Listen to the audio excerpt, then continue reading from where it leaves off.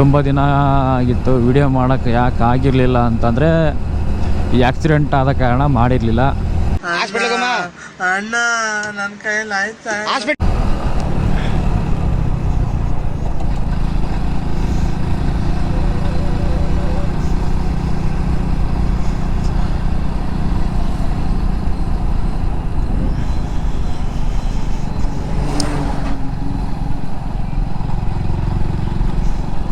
ಇಲ್ಲಿ ಈ ಥರ ಗಾಡಿಗಳು ತುಂಬ ಫೇಮಸ್, ಯಾಕಂದರೆ ಕಬ್ಬು ಜಾಸ್ತಿ, ವರ್ಲ್ಡ್ ಟ್ರಾಲಿ, ಟ್ರ್ಯಾಕ್ಟರ್ ಜಾಸ್ತಿ. ಈ ಯೂಟ್ಯೂಬು, ಇನ್ಸ್ಟಾಗ್ರಾಮು, ಈ ಸೋಷಿಯಲ್ ಮೀಡ್ಯಾದಿಂದನೇ ತುಂಬ ಹುಡುಗರು ಟೆಂಪ್ಟ್ ಆಗಿಬಿಟ್ಟು ತಮ್ಮ ಲೈಫು ಯಾವ ಥರ ಆಯಿತು ಅದನ್ನು ಬಿಟ್ಬಿಟ್ಟು ಬೇರೆಯವ್ರನ್ನ ಕಂಪೇರ್ ಮಾಡ್ಕೊಂಡು ಬದುಕ್ತಾ ಇರೋದೇ ಜಾಸ್ತಿ. ಹೇಳೋದೇನಂತಂದರೆ ಎಲ್ಲರೂ ಸಡನ್ನಾಗಿ ಪಿ ಕೆ ಆಗೋಕ್ಕಾಗಲ್ಲ. ಈ ನಂಬರ್ನ ನೋಡ್ಕೊಂಡು ಇರೋ ಬಡತನ ಅದನ್ನೆಲ್ಲ ರಿಯಾಲಿಟಿನ ಒಪ್ಕೊಂಡು ಇವಾಗ ಯಾವ ಲೆಕ್ಕಕ್ಕಿದೆಯೋ ಅದನ್ನೇ ಅಕ್ಸೆಪ್ಟ್ ಮಾಡ್ಕೊಂಡು ಮೂವ್ ಆನ್ ಆಗ್ತಾ ಕೆಲಸ ಮಾಡ್ಕೊಂಡು ಹೋಗ್ತಾ ಮುಂದೆ ನೀವು ಒಂದು ಒಳ್ಳೆ ಲೆವೆಲ್ಲು, ಒಂದು ಒಳ್ಳೆ ಪೊಸಿಷನಲ್ಲಿದ್ದಾಗ ಒಂದು ಒಳ್ಳೆ ದೊಡ್ಡ ಬೈಕು, ಅದು ನಿಮ್ಗೆ ಯಾವ ಡ್ರೀಮ್ ಬೈಕ್ ಇರುತ್ತೋ ಅಂತ ತಗೊಂಡ್ರೆ ಬೆಟರು. ಅದಕ್ಕಿಂತ ಮುಂಚೆ ನನಗೆ 300 cc ಗಾಡಿ ಬೇಕು, 200 cc ಗಾಡಿ ಬೇಕು ಅಂತ CC ನಂಬರ್ಸ್ ಅಷ್ಟೇ. ಕೆಲವೊಂದು ಆಕ್ಸಿಡೆಂಟ್ ಅದೆಲ್ಲ ನೋಡ್ತಾ ಇದ್ದರೆ ಗಾಡಿಗಳು ಸವಾಸನೆ ಬೇಡ ಅಂತ ಅನಿಸುತ್ತೆ.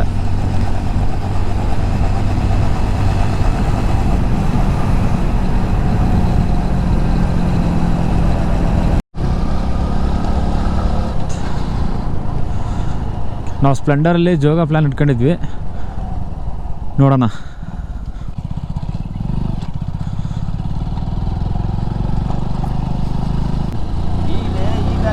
ಅದ್ರಾಗ ಏನಿಲ್ಲ, ನೀನು ಒಂದು ಕವರ್ ಇಟ್ಟಿಲ್ಲ ಅಷ್ಟೇ. ರೋಡೇ ಚೆನ್ನಾಗಿಲ್ಲಲ್ಲ ಇದು.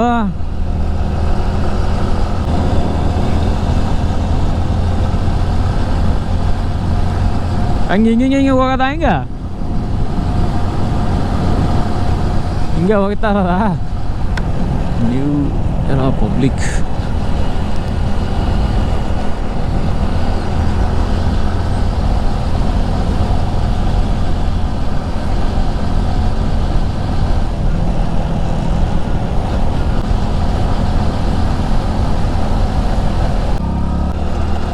ಮೋಟೋ ಲಾಗಿಂಗ್ ಮಾಡೋಕ್ಕೆ ಏನಾದರೂ ಬ್ರ್ಯಾಂಡು ಇದೇ ಗಾಡಿ ಹಿಂಗೆ ಇರಬೇಕು ಅಂತ ಏನಾದರೂ ಆಯಿತಾ? ಏನಿಲ್ಲ, ಅದಕ್ಕೆ ಹೇಳಿದೆ ನಾನು ಅವನಿಗೆ.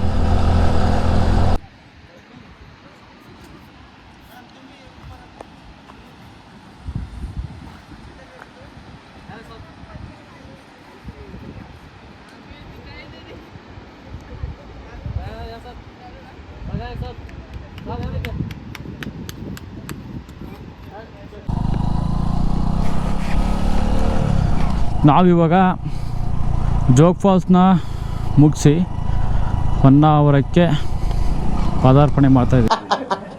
Congratulation brother, congratulation.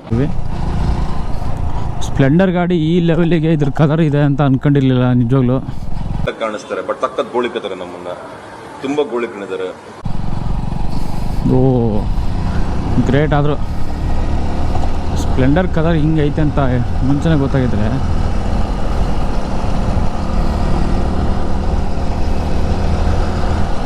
ಇಂಥ ಅಪ್ಪಲ್ಲೂ ಚೆನ್ನಾಗೇ ನುಗ್ಗುತ್ತೆ ಗಾಡಿ. ಯಾವ ಗಾಡಿಗೂ ಕಮ್ಮಿ ಇಲ್ಲ, ಯಾವ 200 cc 390 cc ಕಮ್ಮಿ ಇಲ್ಲ, ಹಂಗೆ ನುಗ್ಗುತ್ತೆ ಸ್ಪ್ಲೆಂಡರ್. ಸ್ಪ್ಲೆಂಡರಲ್ಲಿ ನೀವು ಆರಾಮಾಗೆ ಲಾಂಗ್ ರೈಡ್ ಹೋಗ್ಬೋದು, ಏನು ಪ್ರಾಬ್ಲಮ್ ಇಲ್ಲ. ಸ್ವಲ್ಪ ಆವಾಗವಾಗ ಸ್ವಲ್ಪ ರೆಸ್ಟ್ ಮಾಡಿಬಿಟ್ಟು ಹೋದರೆ ಸ್ವಲ್ಪ ಬೆಟರು. ಇನ್ನೂ ನಿನ್ನ ಜೊತೆಯಲ್ಲಿ ಎಷ್ಟು ಊರಲ್ಲಿ ಹುಚ್ಚ ಒಯ್ಯೋದು ಬ್ಯಾಲೆನ್ಸ್ ಐತೆ ಹೇಳ್ಬಿಡಪ್ಪ. ಈ ಥರ ದಿಬ್ಬ ಹತ್ತೋಕ್ಕೆ ಯಾವುದೇ ಗಾಡಿ ತಲೆನೇ ಕೆಡಿಸ್ಕೊಳ್ಳಲ್ಲ, ಹಾಗೆ ಹೋಗುತ್ತೆ.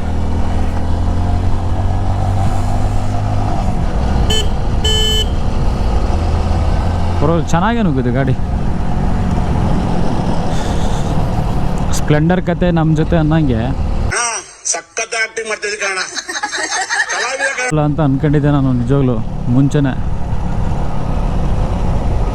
ಓ ಚೆನ್ನಾಗಿ ಹೋಗುತ್ತಪ್ಪ ಗಾಡಿ,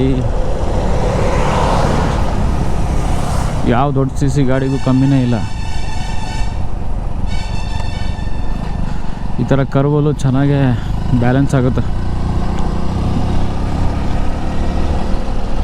ಈ ಗಾಡಿನ ರಫಾಗಿ ಯೂಸ್ ಮಾಡ್ಬೋದು, ಸ್ಮೂತಾಗಿ ಯೂಸ್ ಮಾಡ್ಬೋದು. ಆಮೇಲೆ ಏನಂದರೆ ಮೈಲೇಜಲ್ಲೂ ಕಾಂಪ್ರಮೈಸ್ ಇಲ್ಲ. ಏನಿಲ್ಲ ಅಂದರೂ ಒಂದು 60 ಕಿಲೋಮೀಟರ್ಸ್ ಹತ್ರ ಪಕ್ಕ ಕೊಟ್ಟೆ ಕೊಡುತ್ತೆ, ಅದಂತೂ ಗ್ಯಾರಂಟಿ. ನೀವು ಹಂಗೆ ರಫಾಗಿ ಹೊಡೆದ್ರೂ ಕೂಡ 60 ಪಕ್ಕ.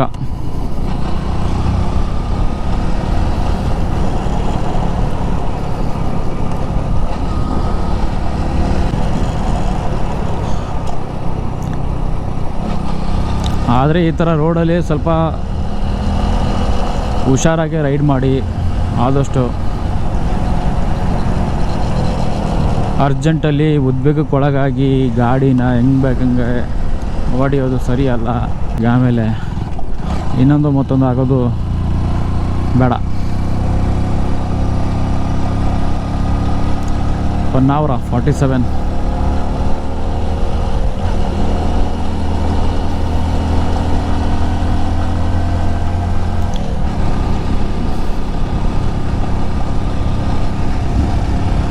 cc ಗಾಡಿಲೂ ಈ ಥರ ಪವರ್ ಇದೆ.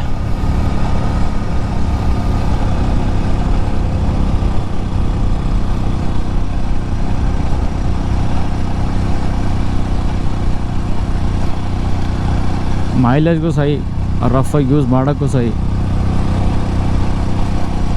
ಈ ಥರ ಅಪ್ನ ಹತ್ತೋಕ್ಕೂ ಸಹಿ. ಇನ್ನೇನು ಬೇಕು ಈ ಗಾಡೀಲಿ?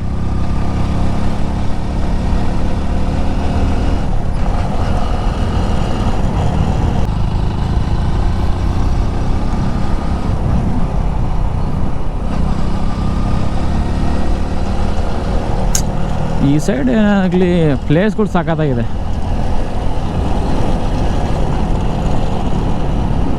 ಅದೇ ಒಂದು ಕಿಕ್ ಕೊಡುತ್ತೆ. ಈ ಥರ ಪ್ಲೇಸ್ಗೆ ಅವಾಗ ಬರ್ತಾನೆ ಇರಬೇಕು ಅಂತ ಅನಿಸುತ್ತೆ.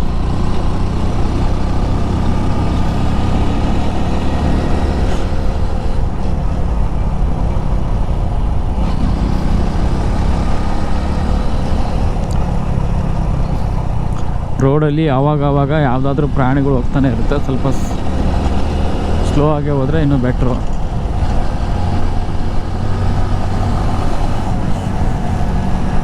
ಗಾಡಿ ಚೆನ್ನಾಗಿ ಓಡುತ್ತೆ ಅಂಥೇಳಿ ಈ ಥರ ರೋಡಲ್ಲಿ, ಈ ಥರ ಕರ್ವಲ್ಲಿ ಸ್ಪೀಡಾಗಿ ಯಾವುದೇ ಕಾರಣಕ್ಕೂ ಹೋಗಬೇಡಿ.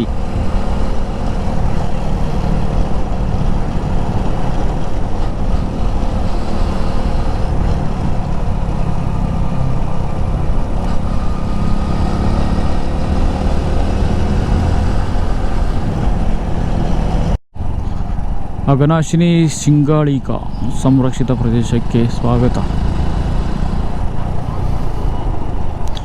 ನೋಡಿ ಇಲ್ಲೆಲ್ಲ ಬೋರ್ಡ್ ಹಾಕಿದ್ದಾರೆ, ಗೋ ಸ್ಲೋ ಅಂತೇಳಿ.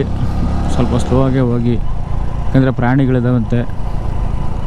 ನಿಮ್ದಪ್ಪಯ್ಯ ಅಂತೀನಿ, ದಯವಿಟ್ಟು ಇದನ್ನ ಇಲ್ಲಿಗೆ ಬಿಟ್ಬಿಡಿ.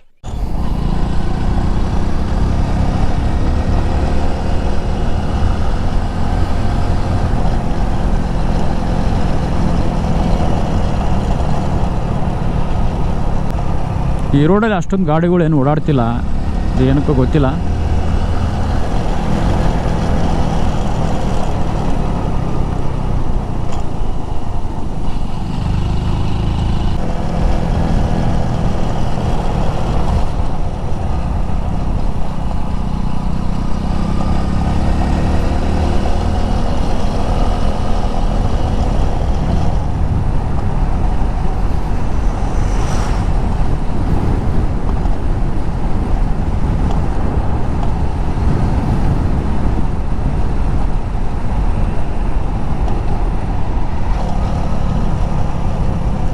ಆದಷ್ಟು ಈ ರೋಡಲ್ಲಿ ನ್ಯೂಟ್ರಲ್ ಆಗಿ ಯಾರು ಹೋಗೋದು ಬೆಟರ್ ಅಲ್ಲ.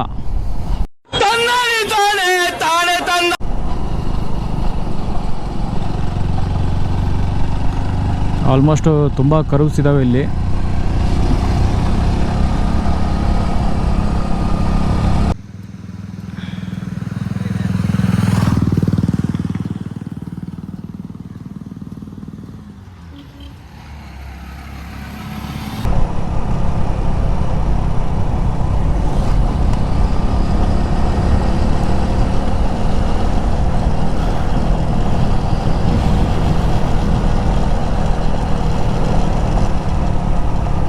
ಈ ರೋಡಲ್ಲಿ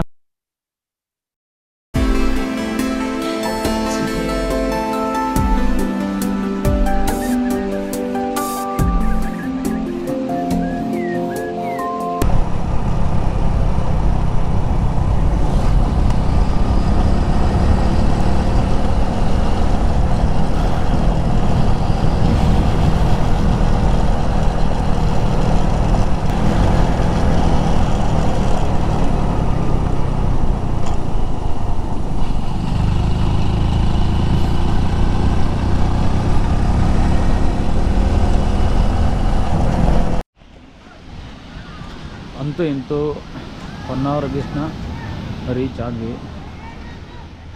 ಸಿಕ್ಕಾಪಟ್ಟೆ ಮಳೆ ಮೋಡ ಆಗಿದೆ. ಮಳೆ ಬರೋ ಚಾನ್ಸಸ್ ತುಂಬಾ ಇದೆ.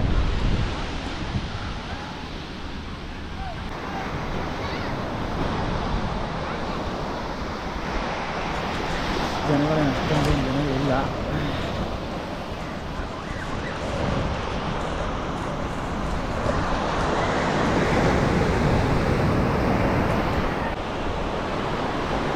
ಆನಂದ್ ಗುರುಜಿ ಅಂತ ಹೋಗಿ ಆಟ ಆಡೋಗ